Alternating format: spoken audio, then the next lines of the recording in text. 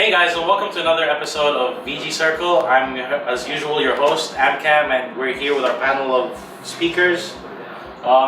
We got a new one today. His name is Darkcat, and he'll be sharing his insights on what we're going to be talking about this week. And Darkcat is from the channel, Monstrosicles, the other Melbourne-based Vanguard group, so, give their videos a kind of review. What are you shaking your head for? And a miraculous return by Silent Tom here. Haven't seen him since the very start of the year. So. Yeah, we thought he was gone, but apparently he was just so quiet that we didn't notice he was still around. Yeah.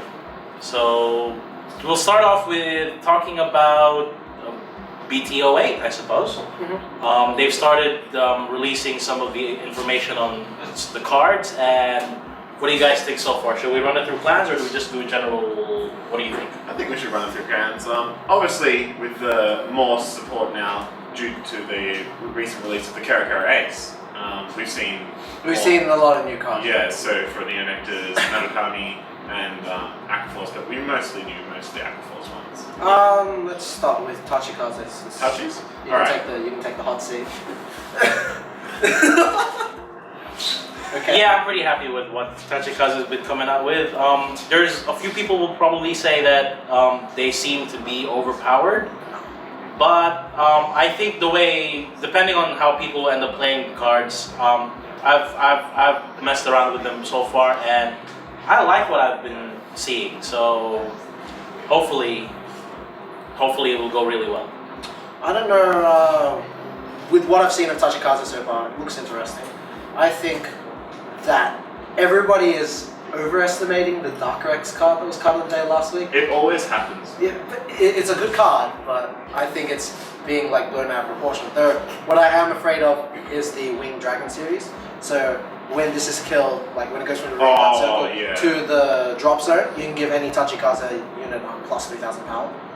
So I think that's pretty terrifying when you combo it with all the other Tachikaze stuff. So with the limit breaker, the right chain limit breaker, you can sack the 9k and 7k column, give it 16k, and then give an additional 6k to any other unit. Yeah. So it's a big play. Hitting key numbers there. So it just seems that Tachikaze is just, as usual, they're going for big numbers.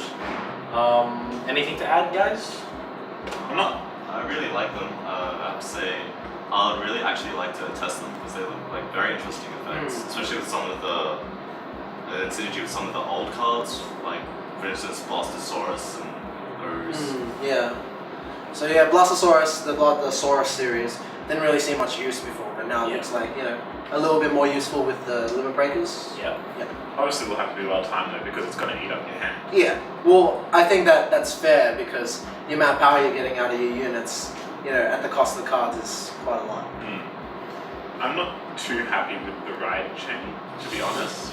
I would rather use the old style. Yeah, Dragon Egg. And just play copies of the Grade 3.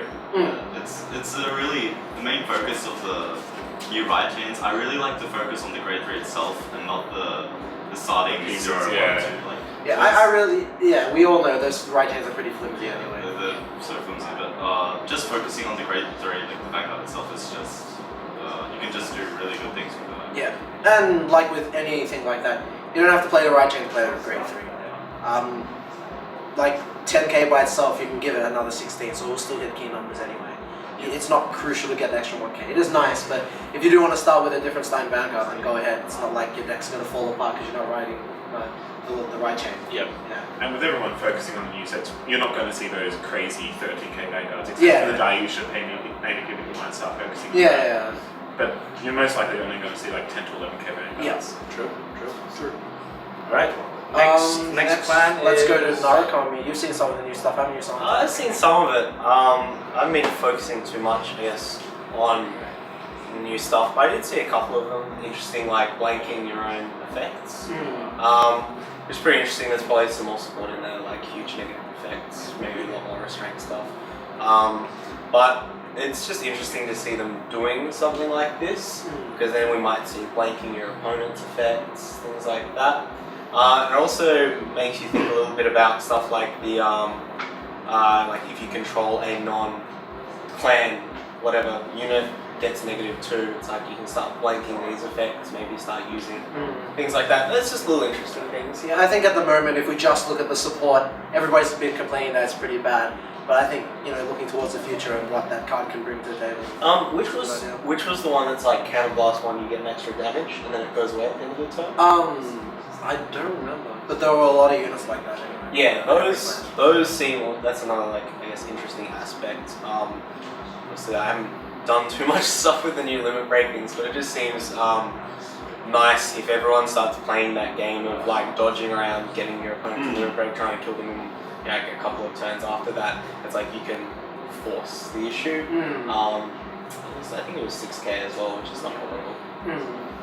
A question that's been actually popping up for the new limit break is if you ride the new limit break unit and you bind the 2 cards and then you re-ride and you still have those original 2 cards, can you use the stock from before?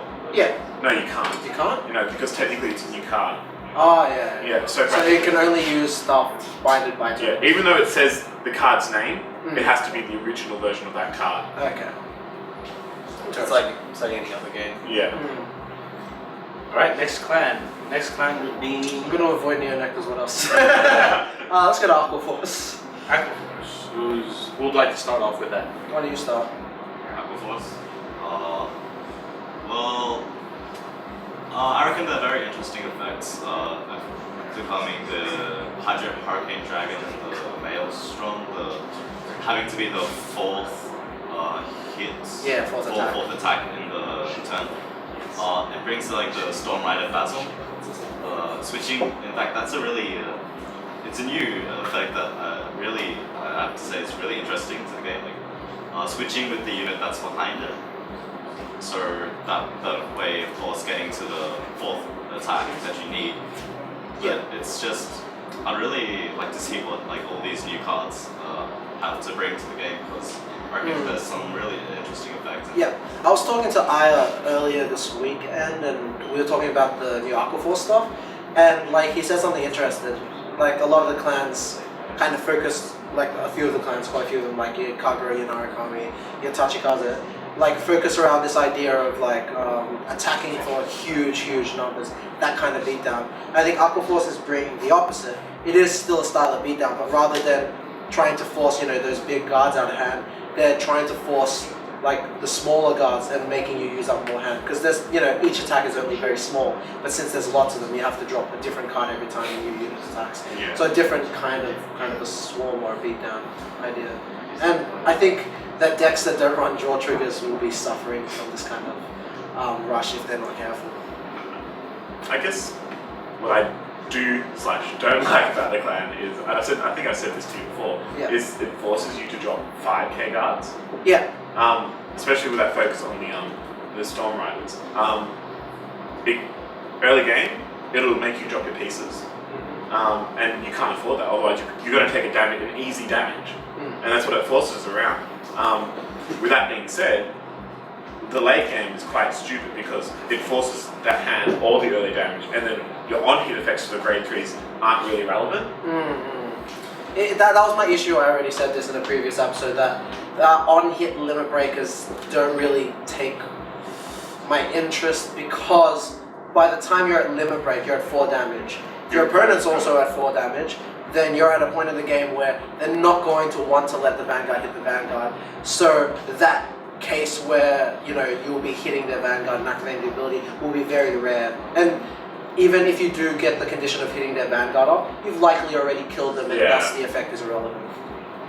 Unless you see like the situation where they get the heal on the 6th damage, and then you can possibly do something. But in most cases, exactly right. Like really useful. There was one more thing I was going to say. No, go on. Alright.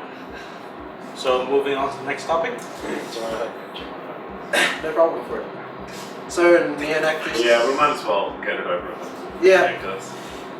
I don't like the new support. Like honestly, I really dislike it. We've already like tested some of the cards, and like one thing I've always said about Neonectus as a clan, that it seems inherently stable as opposed to unstable, like I've said about a lot of other clans. Just because the cards, like in terms of power, hit key numbers quite easily. You know, you're able to beat quite consistently. Getting a full field is no big deal, and you're not really negging yourself too much by playing that full field. And I don't know, they just seem to just have that kind of synergy with all the cards together, despite the fact that like half the cards in the deck are vanillas anyway. Yeah. I haven't seen any of the new stuff, but I think the problem with them on release is that they weren't very exciting. It was stable. It's more of, I guess, the same. But yeah, like the new stuff, I'm sure it's gonna get a bit more exciting.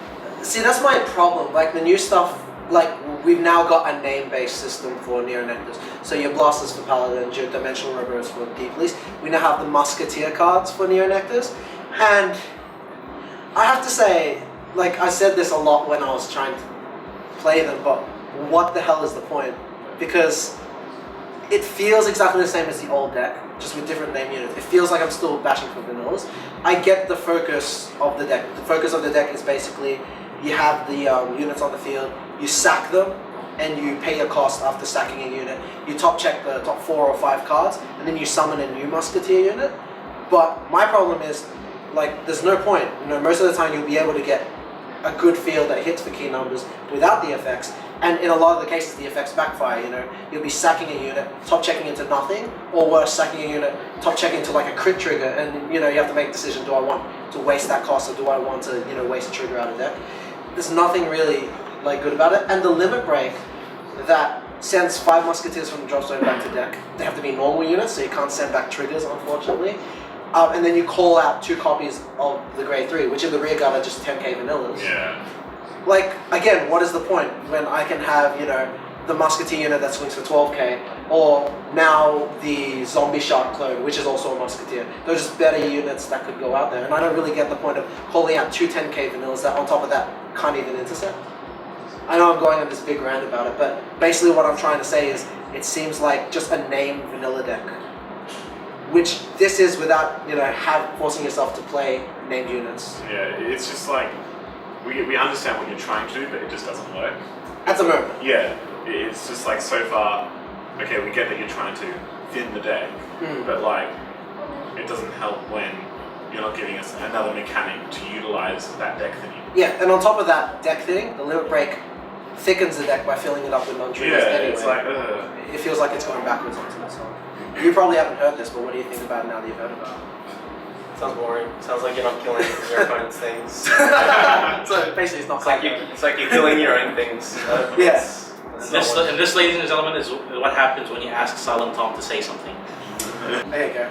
So now we're talking about Deep Police. What would you like to add to say about Deep Police? Oh, well, Deep Police. One huge thing that got unveiled, obviously with the new art, the Maiden of Liver clone. Oh yeah, they did get new stuff. Because I was thinking like all the stuff was last issue. That's right, they did get the Maiden of Liver clone. And like, I'll go back to the Neonectar thing. Why do we have a second Glass Beast Dragon? I don't get the point. Me neither. I actually don't know what. The only thing I thought was its name, but not even that. It's not Musketeer. Yeah, okay, going on. We finally have something to utilize Counterblast well. Right, because the only thing you had up to this was Cosmic and the Dyliner. Dylander, yeah. Dylander, yeah. Everything else was just lackluster. Okay. So you got something to use Counterblast. Yeah, it was really. I've actually just added it into my deck to test. How's testing? Testing went really well. Okay. Cool. It's just like it helps with that loss of hand advantage when playing out the full field for Laurel or something. And then if Laurel doesn't go off, it's just like, oh well, I still have that rogue which will give me my one yeah, power. definitely. So can combo nicely with just other units that buff it up. So Enigma and Shine hits key numbers. Okay. So Next topic we're going to be going into is Null Guards, which, everybody knows that Null Guards will be really useful at, crucial points in the game. But just how many Null Guards is, the perfect number to play? It's been coming up quite often recently. In the community sites. And it's just been like disputed so much. It's caused some flames as well. Yeah. But like, we're just going to give you our views on it and like just sort of like discuss it within our little group. Well, first things first, everyone's going to have a different view. Oh, definitely. You've got 5 people here. You can't play 5 Null guards. So Oh. some people are going to have to agree. Yeah, very funny. Okay, since you haven't been here in a while, and like Null guards obviously is a topic for discussion no matter at what point the game is at. Well, I don't know. My opinion was always 4, ever since like set 2. Just because it feels like the game is kind of based around this, around these things. So yeah, your opponent can hit some ridiculous numbers. You've got all these now with the new limit break things. I think it's even more relevant. It's like you can have all these crazy powerful effects, but there's always the big equalizer, which is a Null guard. It's a card that lets you get rid of other potentially useless cards as well. If you have spare grade 3s in hand, you want to have a field that can intercept and things like that. And I think having less than 4, it's not reliable enough. Like there's been plenty of games where everyone's played where it's like, hey, I lost because I didn't have a Null guard. You just like, or I lost that game. I think this is the big one. Just playing Kero, it feels like that. You play 4? Kagura? Yeah. Alright. Not too dumb. Well, okay. So playing Goku for so long, the thing you realize is your games go for a lot longer than another game. Maybe only a couple of times, but they generally go longer. You're not really hitting as hard, and you get rid of their supporters, so they don't hit as hard. You basically have a slap fight. Goku vs Goku is very fun. So because of that, the games go longer. So what you'll see is often a game will be decided by, I drew my 4 Null guards. He is only playing 3, so he ran out of Null guards before me, so I killed him. Or he is playing 4, I'm playing 4. I was forced to ride my Barry, so I lost because I didn't draw out my Null guards. It's because the deck has a lot of draw power. You can really dig through them. You can dig into them. I actually agree. I think running 4 Null guards is the way to go. It's a lot useful for the decks I play. Tachikaze, well, the main reason why I run 4 Null guards in Tachikaze is because before set 8 comes out, there isn't really much of a good choice of grade 1s. And I personally think running grade 1 6K Null guards is better than running the 5K. Yeah. I was forced to do it. Good argument. I was forced to do it. You heard it here. I'm interested to hear why people would run less. I think maybe 3 might be okay. Yeah. Running any less than 3, that's So we'll go to Dark Cat for that. Why do you run 3? Well, and my Goku. Yeah. Well, okay, I play a few decks, and it really comes down to what type of deck I'm playing.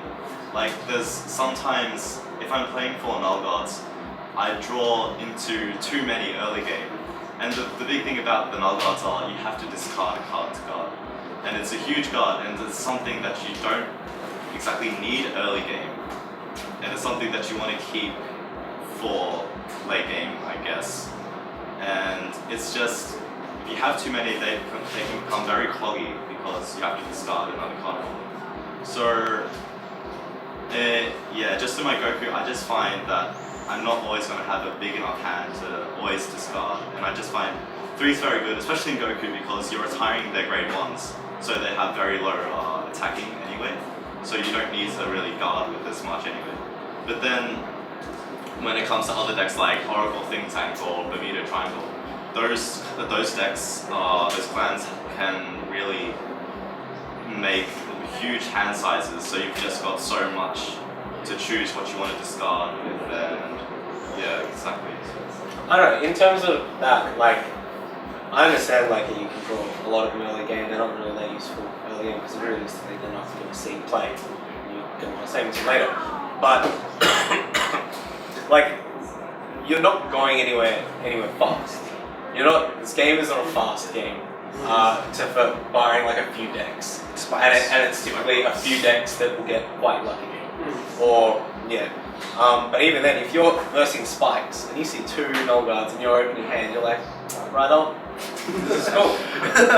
Like that is a good thing. Like I don't know, especially Goku, because I feel it's very slow death. It's death that, it's not going to kill your opponent like turn 3, turn 4. Unless you like constantly trigger. Yeah, unless you get ridiculously lucky, but that's whatever. You got all the nulls. You were going to win that game anyway. Obviously oracles, I would say is definitely running 4 if you're running heaps of draw triggers. If you're running lots of triggers, I can understand why people would run less than 4, but I would never do that because I think 4 is just as the power creep goes up, which is something that I've noticed having just coming back in, seeing all these Murakami things and seeing all the golden paladin things. It's like they don't make shit cards anymore. They don't make bad cards anymore. They don't make bad. They don't make bad cards anymore. Like you look at what we used to have. You had what was it? Dragonic Vanquisher. Yes. Okay. Conditional. Nice. It's like they don't make those cards anymore. You look at all the grade 3s for either of those 2 clans. They all are somewhat usable. Yeah. They're better than a lot of the other things that we had. So the power creep's going up. Cards are getting more powerful. But Death Rex is still ridiculously good. I'm not playing that. So, the need for nulls, I think, is still there. I will share my view. I have lost matches because my hand has had too many nulls. And this is an early game. This is late game. Sometimes I'll trigger into a null and I'm like, I already have one in my hand. You have 5k, what's fine. There are situations like that. And just the fact that in a deck like Oracles, where most of your interesting effects and really good stuff is in your grade 1 lineup, I like to have more room for other units. As well as that, I don't play it anymore, but when I was playing Tsukiyomi, I found that 3 null guards were enough because I wasn't really running draw triggers, therefore I had no pointless cards like 5ks to ditch. I was running 7 grade 3, so I didn't have an overload of those. I was running the ammo clones anyway, which I could ditch with them, or I was still using 3 null guards. But on top of that, Tsukiyomi goes through the deck so freaking fast that, if you see it in your top check, you're like, okay, cool, I have that null there for late game, and I know I can get it because I've had so much experience with that deck, I can hit into where I want. Or, okay, they're not there, so they must be coming up. And oftentimes, if I haven't seen a null guard in my top check, I will get it within the first 2 turns of grade 3 just because of Tsukiyomi's own drawing ability. So in the context of that deck, I found that, yes, I don't need to run 4 because 4 have clogged up my hand to the point where I've lost, but I find 3 is a balanced number. I do agree running less than 3 is a bit of a risk, especially the way the metas move forward, but I think that 3 is still a very usable number, and 3 nulls is where I've kind of defaulted to at the moment. But I do understand a lot of big effects have come out, but I personally have never had any problem dealing with them, even without null cards. But it's playstyle kind of thing. I think it's just a dex that you utilize as well. Dark touched on it. Yeah. Bermudas, you can play them out. You can bounce them back. Yeah, exactly. Oracles, to a certain degree, can do that. Yeah, they can. Royal Paladins, not so much. We like to have field presence for obvious reasons. And it's just I have to drop hand to do this. And it's I have no guts to play. Well, what do I do? Do I protect myself or do I play a field? Yeah, I know what you mean. Oh, and just on that note, 2 of the big factors with null guards and stuff are you running how many grade 3s? You said you were forced to run 4 nulls, right? Well, I think there's no way you would run 3 because you have 9 grade 3s in your deck, my friend. It works out for me. I know, but I'm saying in that situation when you're running so many grade 3s, you need those nulls. Yeah, they don't have ammo playing yet, do they? No, they don't. Oh. Well, exactly, so they need those nulls. Yeah. If you're running 6 draws plus, as well as 8, grade 3s, if you're not running 4 nulls, you're dead. So I do agree that there are definitely situations where they're crucial, but I don't think that while the meta is moving forward, I don't think that it's a default to say all decks run with 4 nulls. I really think it's a situational kind of thing, depending on what deck you're running, depending on how you're running that deck and your playstyle as well. I will never play a deck without 4. That's because that's how you play. That's the point I'm trying. Well, actually, it'll be 0 or 4. It'll either be like messed up, cross clan, balls to the wall. or proper, playing a real game. There you guys have it. That's our view on null guards. And just to sum it all up, it's very situational. Yeah, that's exactly how it is. It's like asking how many grade 3s or grade 2s do I play in a deck, or Well, what decks do I use this unit in. It's like, really depends on the different situations. I will never play a deck with less than. And that's it for another episode of the VG Circle. Once again, I'm your host, Amcam, and before we head off, we'll just like to thank a few people. First of all, we'd like to thank Neko Cards for giving us the space to record all our videos. Thanks, guys. The people own it, the people run it, and the people are always in it. Thank you. Thanks, Aya. So yeah, big thank you to Aya, who puts up with us and all our lame, not really lame, but they're actually awesome jokes. They're not lame. We love you and your maid outfits. Now that's on video.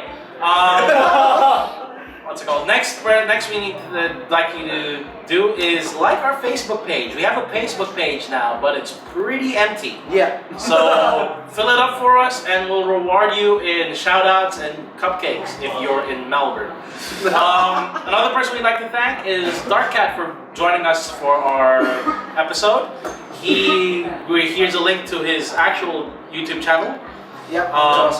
Amaterasu Pools, and we'll post it in the description as well. Yeah, for sure. Yeah, we'll put it in the description. We'll pimp it out all over the channel, all over the videos page. But yeah, they're another local Melbourne group that plays Vanguard. Do you guys play any other card games?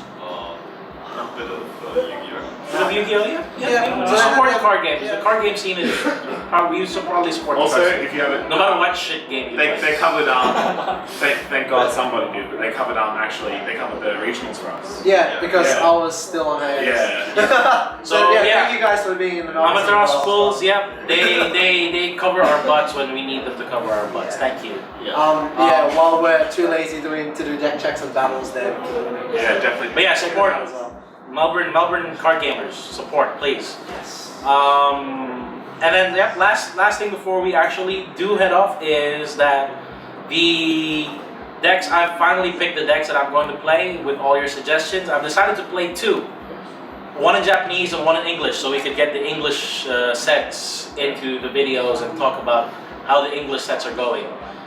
So I'll be picking up Bermuda Triangles in Japanese, and I'll be picking up Pale Moon in English. So the Bermuda, as you can see, this is actually my deck here. I've play tested, I've gone through the cards, I've play tested, I've run different types of decks, and I'm pretty happy with what I've seen so far, and I'm ready to make a report, which will be up in the next few weeks, probably in September or October. Pale Moon will be starting after that, and we'll just see how everything else goes. I might be picking up some more. So that is it from us. Leave your comments, suggestions, and video responses anywhere on our page, and we hope to see you next time. See you guys. Cool. Yes. Cupcakes. No, guys. Not this time. What do you mean? No cupcakes this time. Oh, that's actually quite a big letdown. That's the dumbest idea for a Jackbox I've seen. Yeah. It's not even separated on the inside. It's just like cards everywhere with like a balance. Naphonic? Yeah. Shut up. No, we haven't started yet. Don't worry. Okay. This is like Okay, welcome to the new. We've got an empty chair here. we have Silent Tom, but as you can see, he's so silent he disappeared. He's already hit you because you have nothing but grade 0s to guard. I think that covers most of the BT08. Alright, so we'll move on to the next topic, which was brought up in the last episode. People want to know about EB04. Okay, fine. You're saying I'm forgetting D-Fleece. We already talked about it. Mr. Aichi Lava. Ito, esa ko He's eh. gonna use pet Aichi. Go bring Aichi. Little toy Aichi. Thanks for joining. Yeah, you can bring a little toy, Aichi. Oh, no, guys. Burger's off. Why do you like me, Lee? Why do you like me so much? Wait, where? Oh. No, just a little toy. You all just have to.